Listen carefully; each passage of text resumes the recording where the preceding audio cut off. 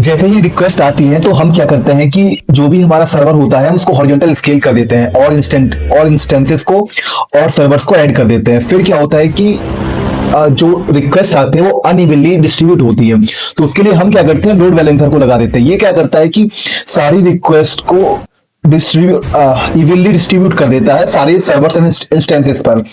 अब हम क्या करते हैं, डाटाबेस शार्डिंग करते हैं। क्या करते हैं, जो डाटाबेस हमारा है हम उसको अलग अलग पार्ट्स में तोड़ देते हैं। जैसे कि फॉर एग्जांपल कि अगर कोई हम जो डाटाबेस को तोड़ते हैं तो उसके अलग अलग क्राइटेरिया होते हैं।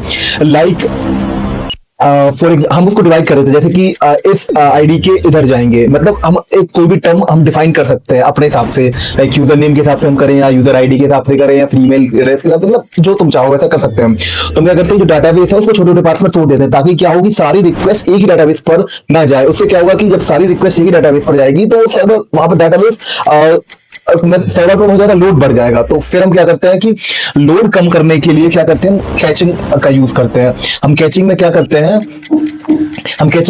कि जो फ्रीक्वेंटली एक्सेस डाटा होता है हम उसको कैचिंग में सेव कर लेते हैं, ताकि जो रिक्वेस्ट आए वो कैचिंग से ही वापस चली जाए और सर्वर पर ज्यादा लोड ना आए या फिर डाटाबेस पर ज्यादा लोड ना आए। क्या करते हैं, मैसेज क्यू का यूज करते हैं। मैसेज क्यू में क्या होता है कि तुमने सेल्स के टाइम पे देखा होगा कि जैसे खूब सारे ऑर्डर्स होते हैं तो तुम ऑर्डर कर देते हो, तो क्या करता है कि क्यू में चले जाते हैं कि तुमने अपना काम कर दिया, बैकएंड अपना काम करेगा, बैकएंड उस पर लॉजिक लगाएगा और तुमने देखा होगा वो ये बोल देता है कि हम 5 मिनट बाद अपडेट करेंगे। तो ये सारा काम क्या होता है, बैकएंड में प्रोसेस होता है। सीडीएन देखते हैं। सीडीएन में क्या होता है कि जो तुम्हारा प्री स्टाइल सीएसएस स्टाइल होती है, एचटीएमएल होता है या फिर तुम्हारी इमेजेस होती है, तो चेंज नहीं होता है, वो क्या करते हैं, हम सीडीएन में रख देते हैं। उससे क्या होगा कि तुम्हारा जो सर्वर है उसको ज्यादा लोड नहीं रहता है, वो सीडीएन के थ्रू वहां पे। उसके बाद हम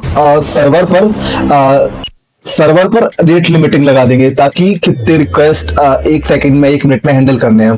थैंक यू।